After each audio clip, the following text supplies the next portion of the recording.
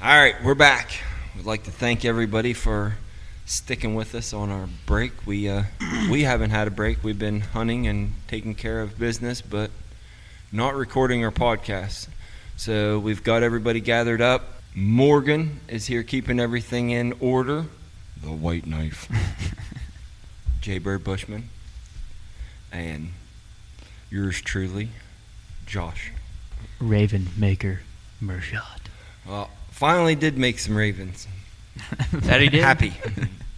But we're going to start with your story, Walker, from the first week. So break it down. I lose track of what weeks are going over what.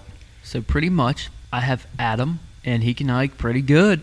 So we actually broke the fastest time to this glassing rock by 2 hours. Usually it takes 4.5 hours to get to this rock. It took us 2.5. But anyways, we go up to this one rock, and we're glassing all day. And the fog, it's a battle with the fog. And the fog clears. We did see a shooter buck, tried to make a move on him. Didn't work out. So we come up the next morning and got set up where we thought was probably our best bet. And about 2 o'clock rolled around, and I seen this big old rock standing out in the snow. And I was like, I'm not even looking at it. That's a definitely rock. You know, you get them rocks that... It's that same rock that I stare at every day. Yeah. And the sun hits it from a different angle, and you're like, jerk your binos up, and everybody around you watches your body action. They're like looking at you, and you're like, nah, it's a rock again. 100%. I like to do the old, oh, right there, right there, right there. It's the perfect pine tree for Christmas. We go on. But yeah, I decided to look at this rock anyways, and it happened to be a big-bodied deer. So I got posted up and seen the horns. And then it was kind of like It wasn't hard for you to put horns on anything. No, it's not.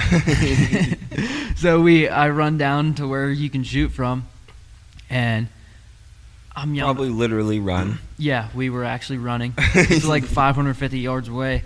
I'm yelling at Brock, grab my pack. And yelling at Adam, get your gun, come on.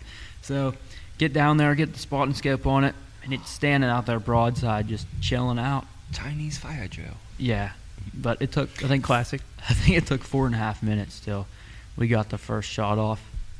I think it was 6:28. 4.5 minutes, killed him. Smoked him dead. Busted a hole in him.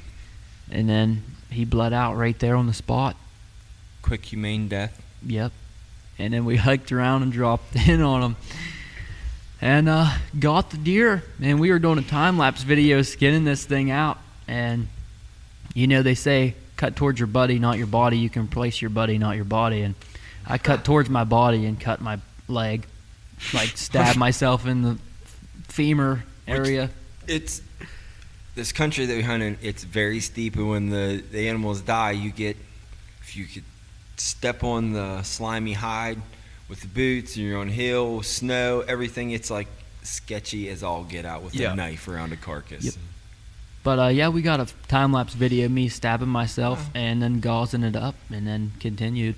Man, and that was pretty I could have awesome. got to try out my blood clotting gauze. I know. That would have been sweet.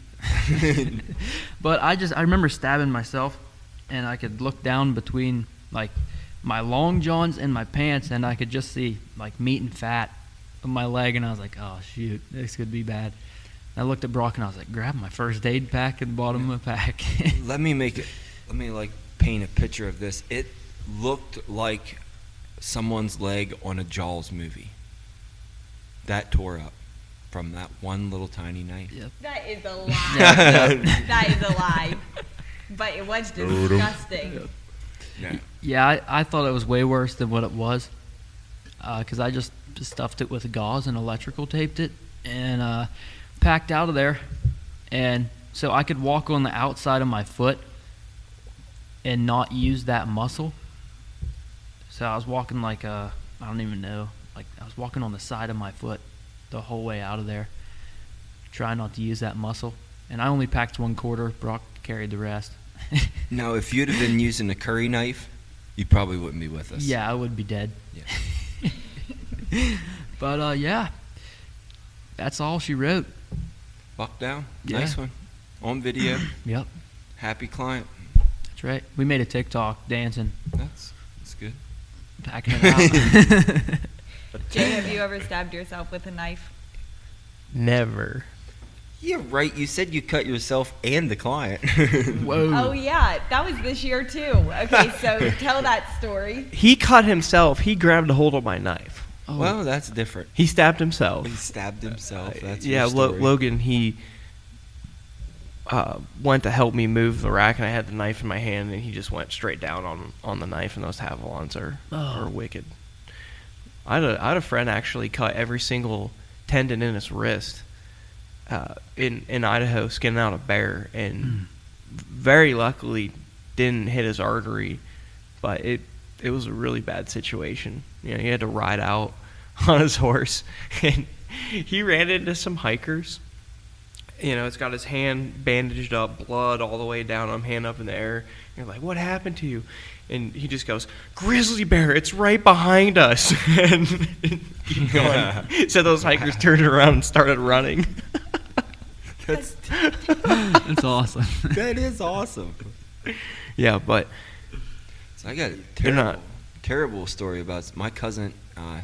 He was working an elk up, and he stabbed himself in the femoral artery, and he died. Was halfway from the carcass to his horse. That's the story I was told from my family. But yeah, from Wyoming. they're no joke. Yeah. I mean, you can put yourself in a really bad situation very, very fast. Yeah, and you get nonchalant because you're having such a good time. Mhm. You're joking, you're laughing, and you go to move around the carcass and you slip, and then you got a hunting knife stuck in you. So I guess that was. So we just didn't hear your story from the first Yeah. week, Yeah. Second and then week. the second week was rough on all of us. Second week sucked. Yeah. That was, you test you whether you wanted to be a hunting guide or not. I felt bad for all the clients. Their fog rolled in, and it stayed the entire week. We didn't have one lapse in fog. It poured rain every single day. Yes.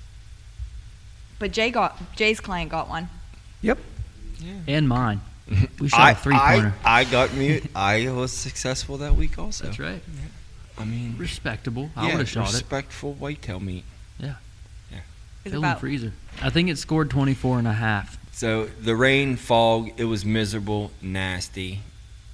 The places that we were trying to, I mean, if you wanted to walk, the snow and ice was hanging off all the trees and brush that made it absolutely miserable to cover ground.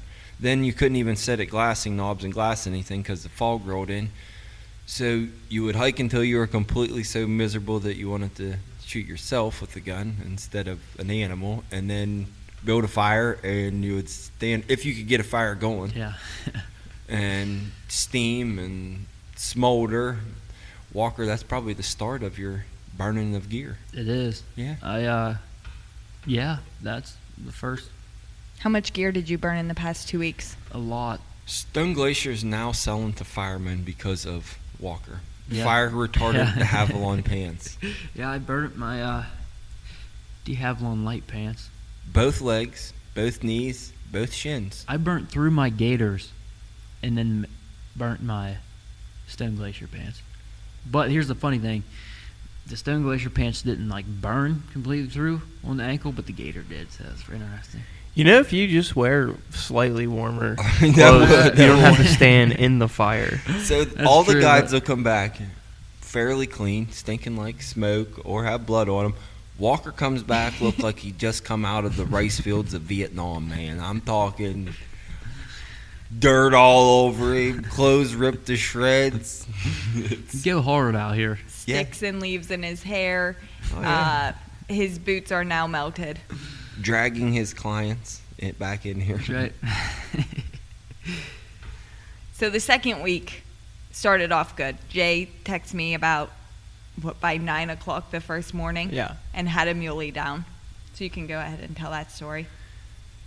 It was fairly fast hunt. We got up to our spot in the morning and started hiking in at light, and we spotted a mule deer right off the bat and realized there's maybe like 7 does in there. I wanted to get a little closer. We moved above them and got in and found a buck and killed him. I mean, it was pretty simple. It was fast. And then he proceeded to celebrate the rest of the week. Yep, party. He was ornery. Yeah, he had terrible gear and froze to death. Oh yeah, he was miserable. He couldn't sit still for more than 2 minutes. Yeah, they hiked out of necessity of survival if you wanted to be outside. We did 20 miles one day. Yeah. Oh yeah, and we didn't really have the snow that No. week yet where we could cut fresh tracks and at least know that they're in a bedding area and work it right. You could see 30 yards max with as much snow that was on the brush. Yeah. Even with the bad week of weather, we still had an opportunity at an elk. Yours? Yeah, that was nice. Nice 5x5 bull. I forgot about that. We had 4 mule deer that we could have killed the whole entire time. We glassed up the bull. He was laying, the fog lifted, and the bull was laying out in the brush field. And we made a mad dash. As soon as the fog lifted, I seen it was a legal bull. We put all our gear together and put a stalk on the animal, got within range. It had moved around. We knew it would come back out. We had good view of the whole entire area.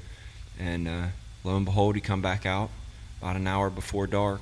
And the whole time we watched 2 mule deer bucks fight, two 130 bucks fight, scrap it out. The one got busted up and come and laid down, and we watched him the whole entire time. And afraid to shoot because we didn't want to spook that bull out. And then we ended up seeing 2 bulls were in there, and I got a shot at a nicer bull than the one that we even saw.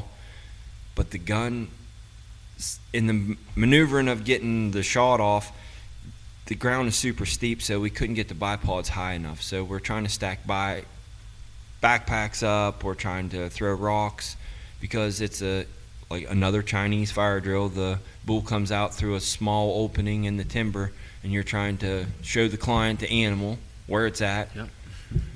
Run the focus on the gun, run the rangefinder, dial the scope, do everything like that. And it wasn't a far shot at all. I think it was like 500 and some yards. I mean, it was perfect. But yeah, didn't get on him. The gun kind of jammed up. I had to come down over from off the spotting scope, I worked the bolt maybe aggressively, but I beat that sucker open and got another shell back down in it, and he got back on the animal just enough to see its hindquarters as it fed for seemed like a minute as it walks away. When you can just see from their flank back, it seems like it just takes forever, and walked away.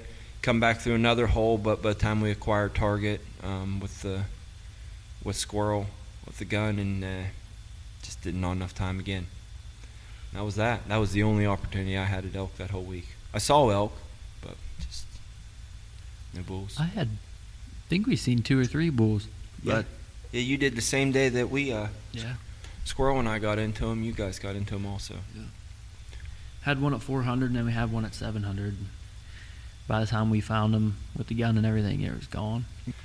We also had 1 coyote killed Yeah. the second week, first day. There you go, everybody that thinks wolves are clear, run everything, and killed everything. We got coyotes back in this country, and we've seen a bunch of them. And if there's coyotes back in here, there's not allowed to be any other dogs. Usually when there's country where there's wolves are at, they won't allow it. And we're seeing a lot of coyote tracks, which is good. So everything's kind of like finding its happy medium. We're seeing a lot more elk, especially now. Like we're in the what? This is the 4th week, right? Yeah. And next week's it. So I've just noticed elk everywhere. Just a lot of tracks on the roads. It seems like to me. You guys don't really have. Walker's got a couple years to show for it. Yeah. Jay, you've hunted different parts of the state, but Yep. our area, I talked to Caleb, which Caleb come back and guided one of our clients this week, and he is an old client, a return client. He is old in years, but he is old for the company because he has hunted with us, 8 times? Yeah. Yeah. So he requested Caleb, and Caleb come back, and Caleb was impressed with the amount of game that he was seeing. 3rd week, It was a good week. let Jay go first because he shot that mule deer. Slam Town. I did. Oh, Jay had the week off. Yeah. I had the week off, and Yeah. it was awesome. I went hunting with Brock, and we decided to pack in super heavy, and we were going to camp. Pretty much hiked for almost 5 hours to get to the spot where we were going to camp, and set up camp, then kept hiking. We were about maybe 10 miles in at that point, and we caught a really fresh buck track. Brock and I agreed we should probably follow it. We followed it for another mile or so, and we're kind of coming across side hilling, and we got into some elk. So we saw 2 bulls. We were watching the opposite hillside, and Brock spotted a muley buck with, 4 does. So we got set up, looked at it. I was like, yeah, I'll probably shoot that deer. And got a range, kind of got back on him, and was as solid as I've ever been, and touched her off at 558 or something like that. Hit him, watched him mule kick and then disappear, and we didn't get over to him until about maybe 2 hours after that in the dark, and found him. I was pretty excited. Good shot. Yeah, right in the heart, smoked him. Caliber. Shout out to Levi. The old 28 Nosler. The 28 Nosler smoked him. And then, yeah, we cut him up on the side of the hill. It was epic. Brock got a big fire going. I caped him out, and we ate tenderloin underneath the full moon. You could just see everywhere. I mean, it's absolutely epic. And then we didn't go the known suck back, and we're like, shortcut. And it almost killed me. I think I had a 105-pound pack going down. We dropped 2,000 vertical feet of rock slides in the snow, and I tore up my Stone Glacier pants, just ruined them. And was contemplating just burning everything that I had, lose some weight. Yeah, been there. Yeah, that's a terrible feeling. We got back at 1 o'clock. Morgan still had dinner out for us, and yeah, that was that. That's a terrible feeling when you're that high on the mountain and you look down and you can see all the lights. Yeah. And you're like, I just want to stay right here. Yeah. But I'll freeze to death. Yeah. It was cold. It was really cold that week and this week, but yeah, and then I left my camp up there, and then a week went by, and we had Aiden go up and get it. So if you want to be a packer and you want to make friends, help out your lazy guides and go get their camp for them. Yeah, he was on a mission to get that camp. He was on a mission. That kid will do anything. When he packed out my father-in-law's bull, he was, I'll take that.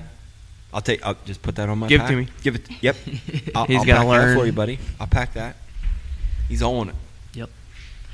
It was actually so the mountain I was hunting on Monday had service, and so did Brock, who was with Jay. So we were Snapchatting back and forth, and I guess I should start from the beginning of the story. Yeah. So we sure. hike back up this one mountain it's the first day. So we hike up this mountain.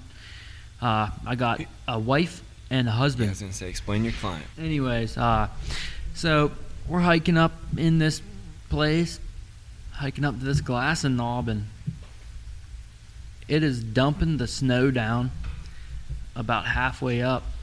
And my clients they're doing pretty decent, pretty solid, until about that 3/4 ways, and you can see 50 yards with the snow and the fog, and it's freezing. Absolutely freezing. And we get to where we need to be, and I swear it was probably -15. I've never been that cold in my life. So we were in this pocket, and we come up around this pocket and get out in the open, and the way the wind was blowing, if we were in the pocket, we were out of the wind, but if we were out on the rock, the wind was nailing us. So I would say it was probably -15, 20, but Oh, at least. yeah, it was pretty bad. And One of you froze solid. yes, Couldn't move. yeah, made a fire. Then we were just taking turns running up and glassing, But like 3 o'clock or 2 o'clock, something like that, cleared up. And there was a muley buck running a doe. 200 yards, and I run back, and I was whistling at him. I was like, buck. And then I run up there and got set up on him. And the wife couldn't find it. And then it broke into the opening. She got on it. She couldn't get her gun off safety because it was froze. And then she was breathing on it. Got it unfroze.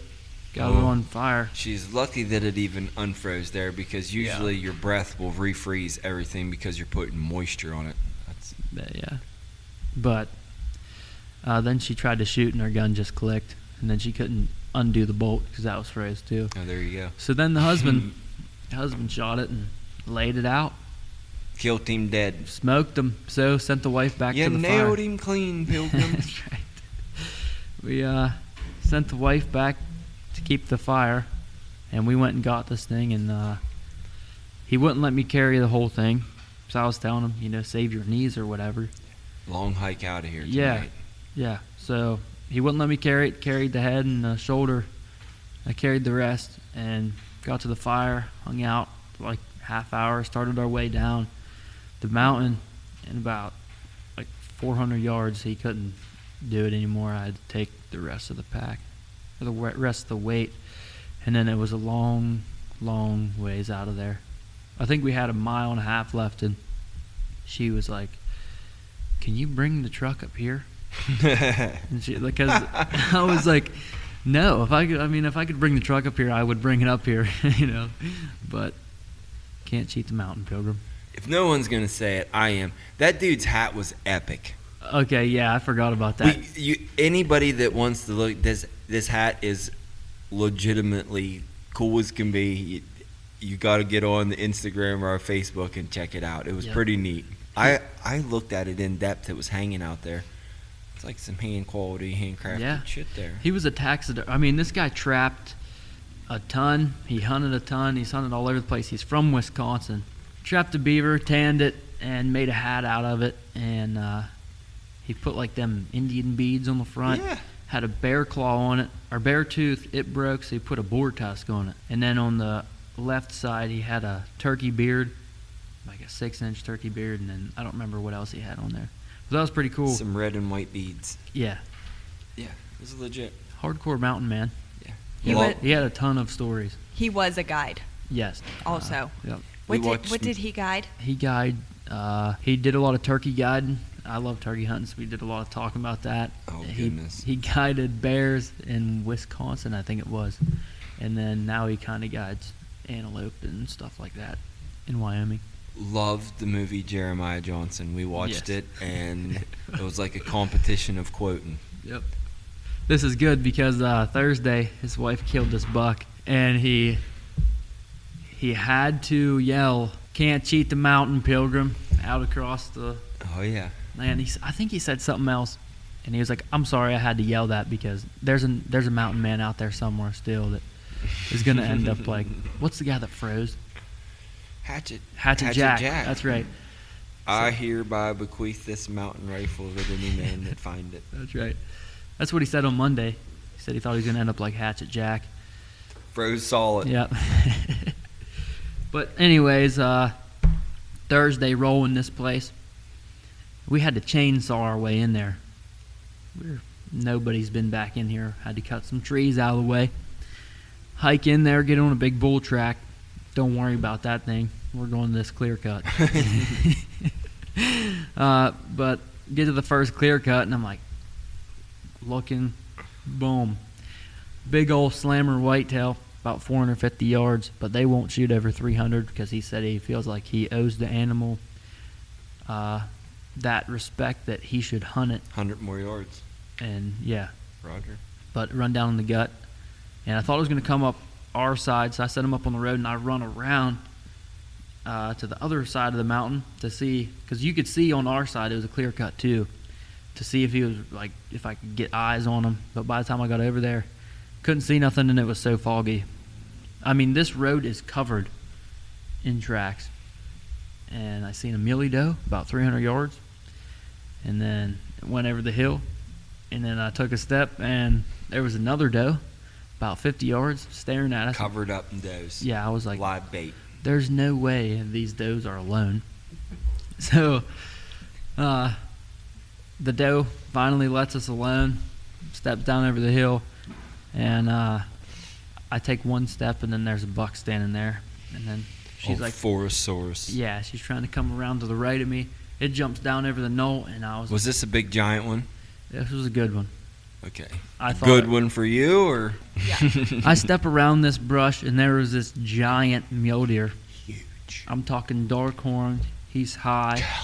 I heard it was the biggest one you've ever seen. Yeah, this is probably one of the biggest mule deers I have personally seen, or possibly could guide if she can kill it. So, which I told her, I said, we're going to step around this bush, and there's probably going to be a buck standing here. You're going to have to sneak around to the right of me and shoot him. Because where the bush was, the buck couldn't see her. So I stepped over there, and that buck seen us, and jumped over the knoll, and I was like, we got to go. We run, full sprint. And Tuesday she told me, she said, this girl does not run, but we are running right now. And run up there. She dropped her pack. She's running.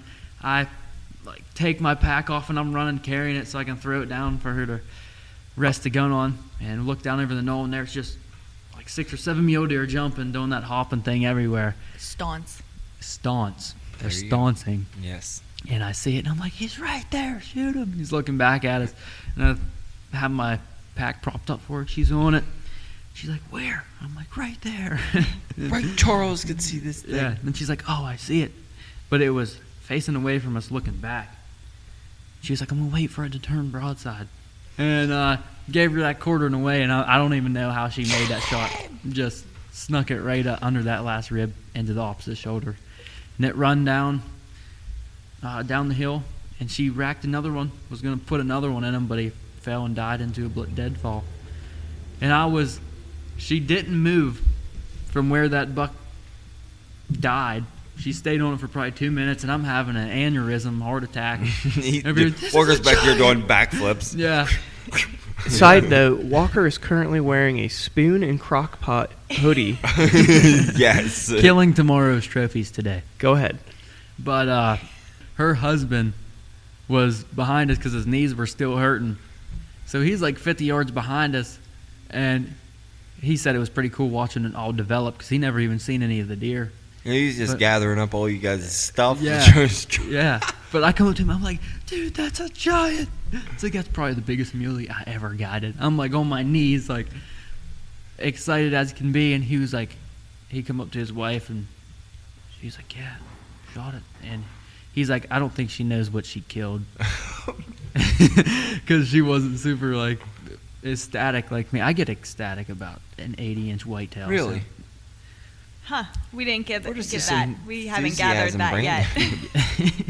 yet. But yeah, we walked down in there, and I'm not gonna walk up and touch the buck for the client. How did you learn that? I learned that because me and Curry doubled on whitetails in eastern Montana, and I run through the field, picked up his, and then run across the field and picked up mine, and I was like, whoa! But And he yelled at you? yeah, he was like, I didn't even get to touch my buck first, and I was like, Big You got to be quicker than that. yeah, you got to be quicker than that. I don't know. Walker had them both run back to the truck. Yep. But she gets down to it, and it's like, it's a shooter muley, but I don't know where I got the fact that I thought it was a giant. To me, Yeah. it looked like it was a 160, 170. I think it was because maybe it had its ears pinned back, and the snow was behind the horns, and the horns were dark. I don't know. So Jay and I, we talked about this. Yeah. I have been chewed out by a client before. I used to have the same enthusiasm. I still do, but as far as telling him, shoot it, kill it, I told him to do that one time on a buck, and he shot it, and we got up there, and he was not happy at the beginning of the week with shooting this deer. And I heard about it and heard about it and heard about it all week long. And I just am having flashbacks. This is going to happen to you. When it does, I'm going to be like, I told you so. Yeah. Well, they didn't. They were meat hunters. Yes. So That's And a hunt is a hunt. It doesn't matter the size of the animal. I mean, the biologists are way smarter than us. They allocate them tags. Yep. to- Yeah, they were here for And the it- adventure. It wasn't that bad of a deer. No, either. it was a stud. No, That it was a stud nice- buck. It was a nice 2-year-old deer. Yeah, it was a good buck. But I would have shot. And it. it was her first mule deer. Yeah, first mule deer. Yeah. the biggest buck ever, the coldest day ever, the heaviest pack ever. Walker, you crack me up. Yep. Everybody I love said your this. My stories. beard was froze up. Yeah, my mustache, my snot was freezing in it. I dyed my mustache No, it black did so they it could see it. itself. So we were at Walmart, me and Brock, and I was like, dude, I'm getting $4 hair dye just because I want to see what happens. This is in hunting season. You looked ridiculous. He comes for a out in the couple morning. days. Morgan's like, "There's something different about you. How did your facial hair grow overnight?" Yep. So then we told her that it was for his OnlyFans account that he had, and he wanted some updated pictures. Yep. And now I knock on all the doors like I'm the police going into a room because It's I in am there. horrified to what I could possibly be walking into. He's in there cuddled up with the Stone Glacier backpack on Alex's bear rug. With this- In my Stone Glacier underwear yes. and socks. If it's not mullets, it's mustaches around here. The mullet is crucial for keeping pine needles down the back of your neck. It saves on chafing. That's right. It does, honestly. It's like a tool. Yep. That's what they used to grow mullets so Yeah. your neck wouldn't get burnt from the sun. Yeah. Wow. These serve a purpose. They're not just rad, cool-looking haircuts. Yeah. I mean, No, it's, besides the fact you got to beat the women off you because your mullet and mustache. oh my goodness. I feel like if you have a mullet, you just beat women. Oh my gosh. This is taking a drastic turn. Oh, we can tell we haven't done a podcast in an hour. We're all just chattery as can be. A lot more energy and vibe going on tonight than the last podcast. Yeah. So back to the third week. Yeah, I think we're on the third week. Yeah, we're on the third week. Yep. Alex killed a mule deer with his client. And then you gotta tell them about how I saved you. Oh, yeah. Yeah, I got saved again from the same spot that needs saving every year that we shoot animals out of. I have my father-in-law comes out, so if there's any week I need something to die, it's for your father-in-law. You know, you need to pull out all the stops. Yeah. We go to the same old spots. Luck enough, a bull comes out up high. We watch that bull for a while, and we decide we're going to go back in there in the morning. They're not liking climbing back up out of the shooting spot, though. So they're thinking about it. Is there better places to go? That bull was so far away. We go back in the next day. Lo and behold, the bulls are in range. The couple that we had seen, and I've seen a group of cows. We set up, get into position, let the bull feed around. We are on a spotting scope. We have everything set up. 2 people watching the bull. My father-in-law Shane is on the gun. This guy is calm and cool and collected as can be. Even in super pressure moments, he's just nonchalant, and he's telling me I'm on it, giving me feedback from the gun, and we have it all on video. Bull gives us a good opportunity. Gun's dialed. Tell him to send it. Gun cracks. A little bit of delay for the bullet getting there, and the bull tumbles down over the mountain. I freak out because I've seen them shot sometimes, and they get shot in those thoracic bones that come off of the spine, and if you break that, you can knock the bull down, or he'll appear paralyzed. And when they slide down into the brush or into the timber, they usually regain their feet, and that's the last time you see them. So I'm freaking out. I'm telling him, jack another shell on the gun, stay on the bull, and the bull slides. Can't see him no more. So I make the decision, instead of going into there that night and getting to the bull way after dark, and possibly him being wounded and jumping him up and running him off on ground that is pretty nasty. Mark everything on Onyx. We're back in there at daylight the next day. Shane killed him dead, shot him through the heart. Bull never moved. We watched the video over and over and over again, and you can see over the second rotation of the bull falling, his legs are still cupped up underneath of him. Life has left him. I mean, we kind of knew by the end of the night, by everybody talking about it, that it was dead bull. So worked him up. It was a special moment. Father-in-law cried on the mountain twice. If anyone knows my stepdad, Shane, he is not emotional whatsoever. Yeah. That is probably the only time in the past 15 years that I ever even heard about him crying. Yeah, it was cool. It was a hard hike. We gained a lot of vertical feet in there. It was steep, a lot of scree slides. I fell with the elk coming out of there and tore my pants also. He shot 1,047 yards, killed that bull, one shot, went over scenarios. And this is a guy that shoots hundreds and hundreds of rounds through his gun. So it's not like he's a guy that's never poked a rifle over 200 yards and I was down scope sending bullets. He knew what he was doing. He's a very good shooter, very staying calm. It's a nice way to hunt. It can be done bad. It's not easy at all if you think that just buying a nice rifle Yeah, and you're gonna buy your way into it. Yeah, It's throw a not good happening. scope on it, having someone make the load for you or whatever, and still thinking that it's going to be an easy shot. It's very difficult to be able to pull anything off like that. Yeah, you have to put in the time and effort and get yourself knowledgeable about the whole entire thing, which is what he did. I think it adds more variables and make it way more difficult. Yeah. Everybody's like, oh, they're just powering up and shooting. Listen, buddy, you have to really be dedicated to covering some ground when you get over there because it never looks the same. Typically in this type of terrain, if you're shooting them over a couple hundred yards, it's going to take you more than that to get to them. Yeah. You're canyon crossing. Yeah. So that third week, as good as it was, we had 4 mule deer down and an elk down. 2 opportunities on elk and various other opportunities on mule deer. We did that with 2 guide trucks breaking down, frigid cold temperatures. Oh, we had one client get pneumonia, and he stuck it out all 6 days. We jump into week 4 now. Yeah, Week 4. which was a really fun week. We had the group from Virginia back. We had a youth hunter. Good kid. Well, tough as any man that comes out here. Mm-hmm. And that's why anybody that cries uncle and leaves here, we had a 12-year-old kid out until 11 o'clock at night hiking, Yeah. freezing. Yeah, I forgot about that too. The wife I took out, she's a grandma, so she has grandkids. She owned this place, and there's been grown men that this place tore apart. So, I mean, that's just throwing that out there. It's just a mental state, period. Physical ability, you can get over most of it. If not, there's places here that you can hunt, but it's mental toughness. All you need is a little triactin in your pack. Tracting like a man or a woman. This past week, the first day was a good day. Alex doubled Yeah, bang, within right like off the gate. 45 minutes of each other. So brought 2 mule deer back. I could have First doubled, day. but I only had one client.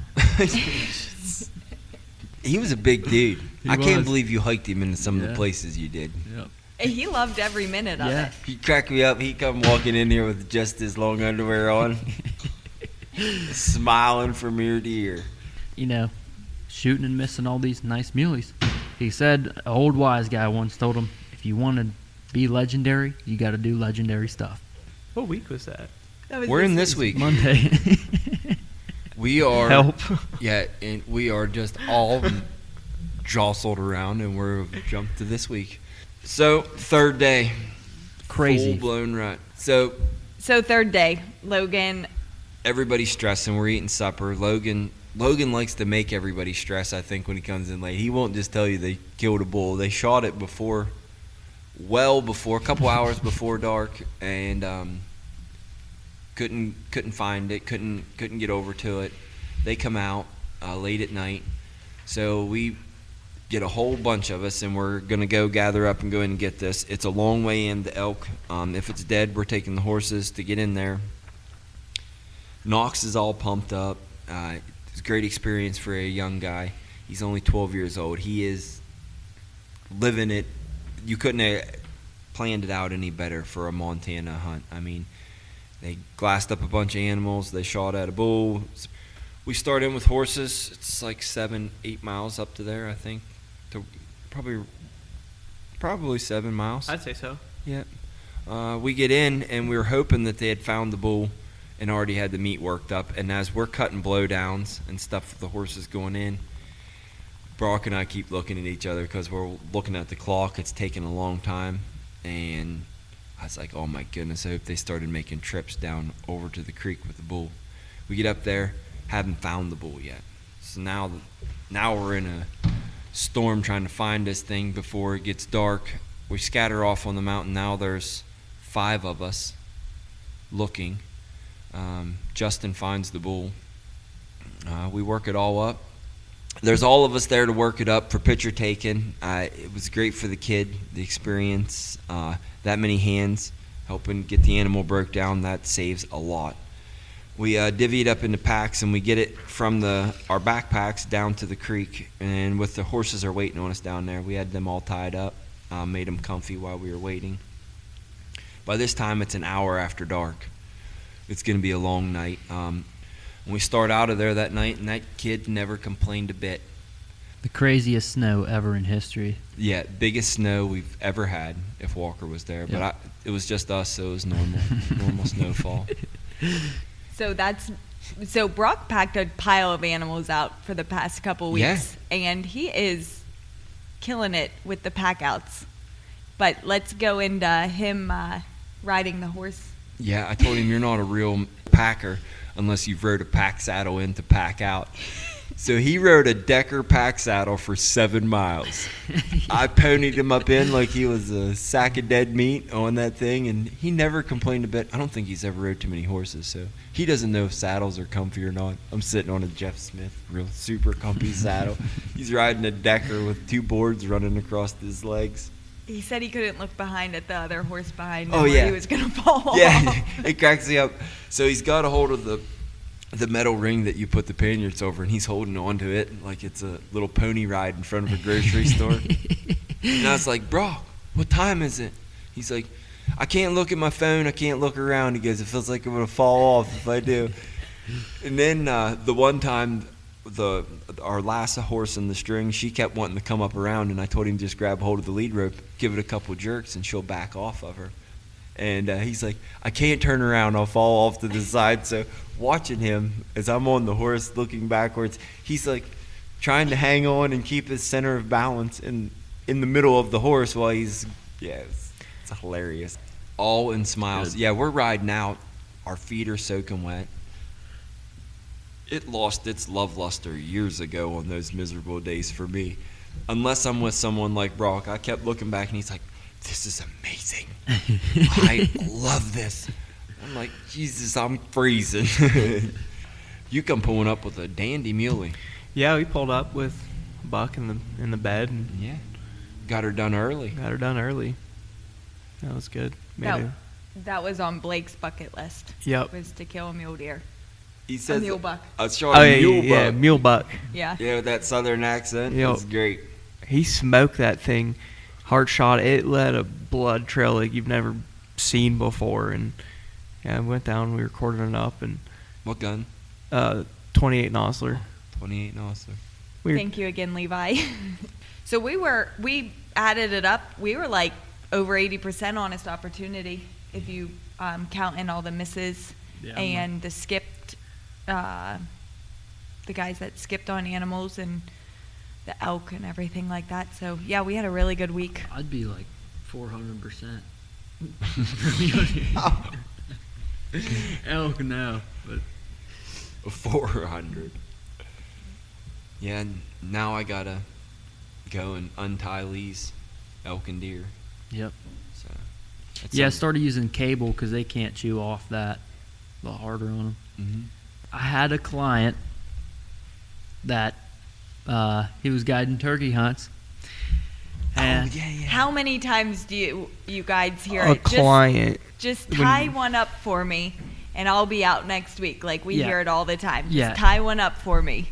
probably every single client, at least Yes. 80%, they're like, you got one tied up for me? You guys got one tied up for me? It's a great joke. I appreciate it every single time. I do like I hearing do it too. myself. Yeah, yeah. Keep them coming. But my client here, he guided turkey hunts, and he had a repeat client after like 4 or 5 years, and he called him. He's like, you got one tied up for me, whatever. And he was like, yeah, I got one tied up for you. So He went down to this farm and bought a turkey that looks just like a wild one. I guess it would be an Eastern, but it was just raised in captivity. Yep. Took it out in the middle of this field under this one single tree and staked it to the ground with a wooden stake. Tied it to it with bale twine, and it stood out there. He did that at like 3 a.m. Oh He my. come back to where they were staying, and he was like, "Hey, Rich, come with me. I got one for us." Oh my. And he said, we were parked the truck, we're walking out along the woods line, and he's like, "What are we gonna do? We gonna locate, or like what are we gonna do?" He said, "No, if I knew this bird, he ain't gonna gobble, but he's gonna be right out there underneath that tree." And he said, sure enough, I called a little bit, and then it broke daylight, and that bird's out there strutting. He said, so he crawled right up to it, about 20 yards, blasted this thing, run up to it, picked it up, and he's like, "What the heck?" Because it had the baler twine Yep. all around its I leg. told you I had him tied up for you. Yeah, he said, yeah. Told you I had one tied up, but it was a farm turkey. That's funny. I wish we could tie up an elk. We cannot do that. No. No, and it would, wow, tear some ground up.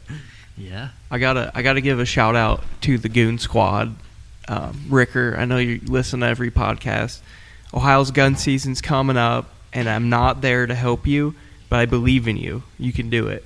I got a shout out to Steve-O and Justin from the second week of archery. He texted me the other day, said, "We're going to have our burger party." He's trying to set the date for it, and he did shoot a nice whitetail. NPA, that's pretty hard. Shout out to my kids. They're shooting them elusive whitetails while I'm out here What I like to hear. hiking in the woods. Wade got a nice little Did he? spike. Yeah, see it. the main beams fell off of it, Ah, That's what he said. As soon as it hit the ground, and just the brow tine stayed. Aubrey Yeah. shot a really nice buck. I didn't 5 see by 3. really? Right on. Mm-hmm. Yeah. Did Wade shoot it with his bow? Yes. Very cool. Kenley hasn't been hunting this year yet, but her whole class does listen to this podcast as long as we don't cuss. Oh, shoot. We're very fortunate that the other side of has my kids there doing some hunting with them and things also. That's nice. And we just got to finish up range training. Where that dog, she's learning here the final touches. She moves the pickups around for us now. She's picked up all the other tasks pretty easy. Cat season's right around the corner. Freaking pumped for that. Everybody's excited. Time to trap. Yeah, trapping, snowmobile riding, frolicking in the snow. Turkey season's on the way.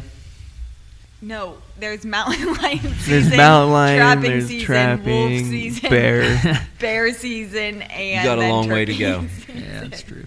Nothing is safe here at Waypoint. That's right. So we hunt by day, trap by night here. That's right. It's been fun. We've been having a good time. Yeah, yeah. All right. This is us. Over and out. Bye. Bye. Bye. Deuces.